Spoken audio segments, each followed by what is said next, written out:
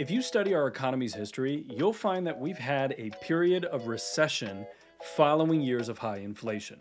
We're now at nearly 8% inflation for the year so far, and so does that mean that we're headed into a recession? If it does mean so, how does that impact your financial plan? That's what we're going to cover here today. Welcome everyone, my name is Thiago with thefedcorner.com, and we're helping federal employees make better financial decisions every day. It's no surprise that our economy has been shaken lately. Inflation is at its highest point in over 4 decades, and we're starting to see the R word show up. If you turn on any of your news stations that cover the economy, you're going to start to see that a lot of economists are talking about a potential for a recession, and everyone seems to be on recession watch. Now, there are various factors that play into whether a recession is actually coming into play, and not all of them are triggering right now. But even if we don't see a recession, there is a risk that the markets may still behave like we are.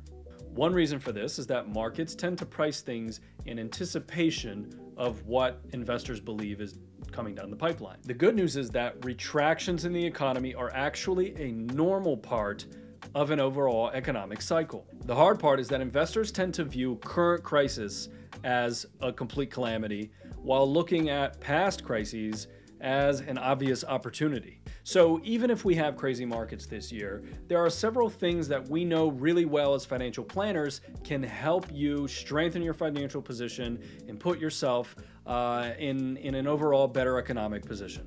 And as always, we're going to put the link to the video in the description down below, because we write these articles and we include a lot more information in the articles than we do in these videos. So make sure you take the time, check out the link below so that you have all of the information we're sharing today. So one of the first things you need to do is you need to address something called sequence of returns risk. Simply put, this is when an investor experiences bad or poor performance in the markets and in their portfolio, either right as they're about to retire or as soon as they retire. So let's look at 2 examples.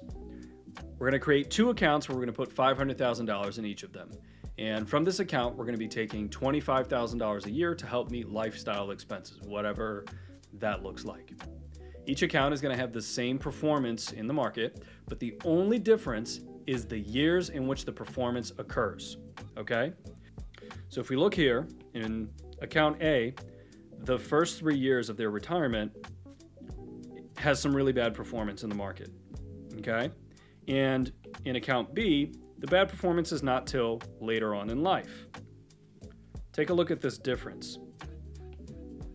The ending portfolio value is significantly different, and the annual returns are exactly the same, just applied in different years. Okay, so in fact, this report was run in reverse. So the bad years are at the end. In reverse here, 19.4, 19.4. You can see how much of a difference this makes. And this just works to illustrate exactly what the sequence of return risk is.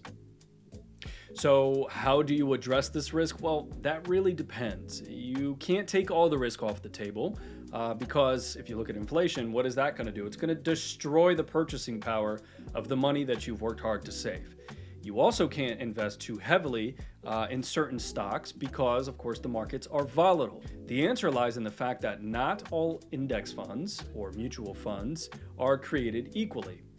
You've heard of the fact that you have to diversify your assets, but what does that really mean? There are many forms of investing in stocks that go well beyond investing simply in the S&P 500, or in the TSP, this would be the equivalent to the C fund. When you're working and you're growing and you're accumulating your assets, you don't care much about the volatility. Might be hard to stomach, but it's not really impactful to you. That volatility is not risk to you because you have a long time horizon.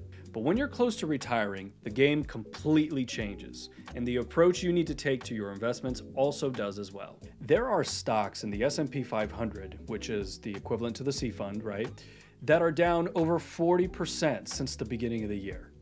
Let's take a look at this chart. This is the price percentage change in 2 Vanguard funds. Now, they're both stock funds, but look at the difference. The value fund is doing significantly better than the growth fund.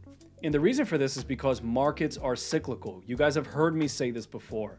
What works in one decade may not work for the next decade. And what happens if you hold the same investments forever?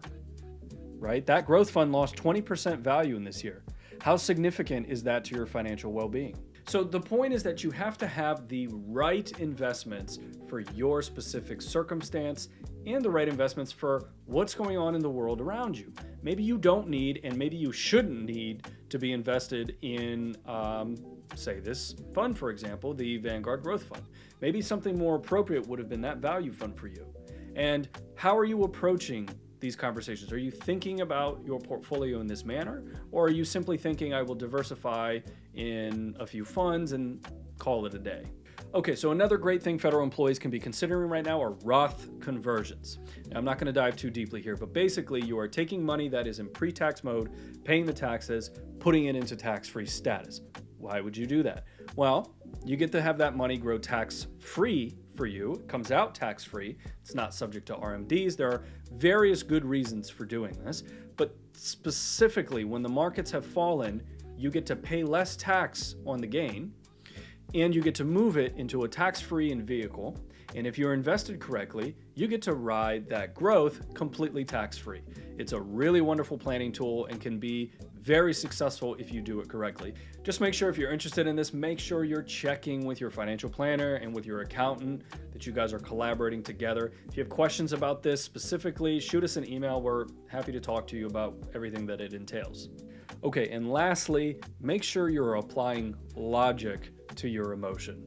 When is the last time that you got into a car and started driving before you knew where you were going? Managing your family's wealth is pretty similar. You need to have a plan in place so that you can understand the choices that you're making and how they will help you get to where you want to be. Retirement planning is simple, but not easy. The NASDAQ has been down 20 or more percent at least 3 times in the last 3 years. And despite of that, it's compounded at 21% return for the last 5 years. This is why we invest. But this is also how investors can single-handedly blow up their portfolio by making the wrong decisions at the wrong time. Think about that. Down more than 20%, but still compounding at 21% for the last 5 years. So as you continue navigating this challenging economy, make sure you're asking yourself some questions. The first, if this bear market continues all year, does it jeopardize your financial safety and your retirement goals?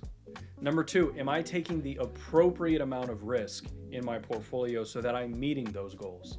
Number 3, am I taking the right kinds of risk? And really, how can I tell? Number 4, if the bear market ends tomorrow, am I positioned to benefit from the rise back up?